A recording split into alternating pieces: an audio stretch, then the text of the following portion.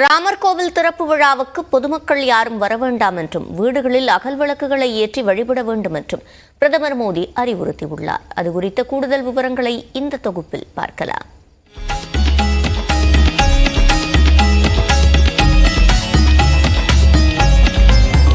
உத்தரப்பிரதேச மாநிலம் அயோத்தியில் வரும் 22ஆம் தேதி திறக்கப்படுகிறது பிரம்மாண்டமாக அமைக்கப்பட்டுள்ள ராமர் கோவில். அதற்கு முன்னதாக அயோத்தியில் பல்வேறு நலத்திட்டங்களை தொடங்கி வைப்பதற்காக வந்த பிரதமருக்கு வழி நெடுகிலும் பூக்களை தூவி உற்சாக வரவேற்பு அளித்தார்கள் பாஜக தொண்டர்கள்.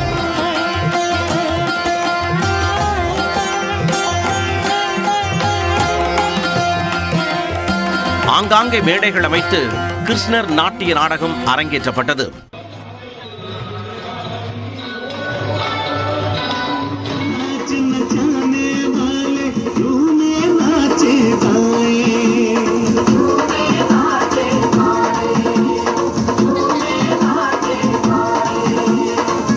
பெண்கள் பானைகளை தலையில் சுமந்து பாரம்பரிய நடனங்களை ஆடி மகிழ்வித்தனர். பின்னர் 240 கோடி ரூபாய் மதிப்பீட்டில் நவீன வசதிகளுடன் மேம்படுத்தப்பட்ட ரயில் நிலையத்தை திறந்து வைத்த பிரதமர் மோடி கோவை, பெங்களூரு உட்பட 6 வந்தே பாரத் ரயில்கள் மற்றும் 2 அம்ரித் பாரத் ரயில்களின் சேவைகளையும் தொடங்கி வைத்தார்.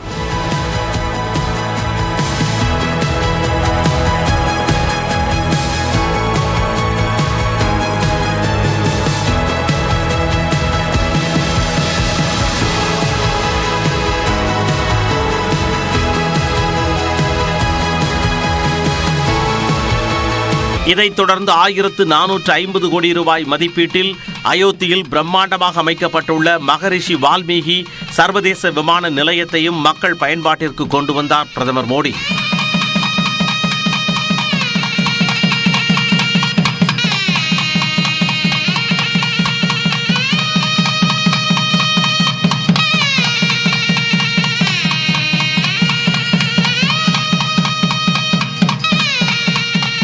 இதையடுத்து டெல்லியில் இருந்து அயோத்திக்கு இயக்கப்பட்ட முதல் விமானத்தில் வந்த பலர் ஜெய் ஸ்ரீராம் என முழங்கி பக்தி பாடல்களை பாடி மகிழ்ந்தனர்.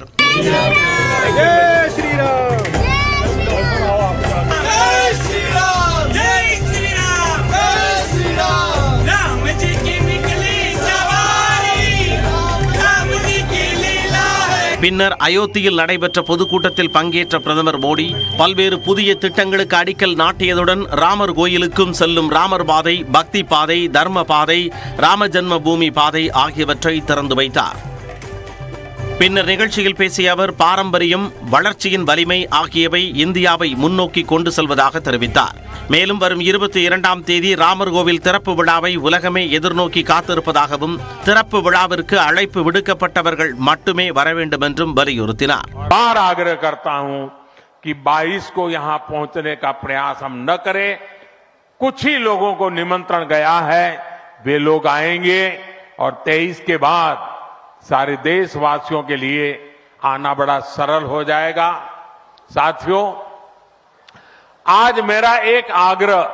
ராமர் கோவில் திறப்பு தினத்தன்று பொதுமக்கள் தங்களது வீடுகளிலேயே அகல் விளக்குகளை ஏற்றி வழிபட வேண்டும் என்றும் அதற்கு முன்னதாக 14ஆம் தேதி நாடு முழுவதும் உள்ள மத வழிபாட்டு தலங்களை தூய்மைப்படுத்தும் பணியை மக்கள் மேற்கொள்ள வேண்டும் என்றும் அறிவுறுத்தினார் பிரதமர் மோடி.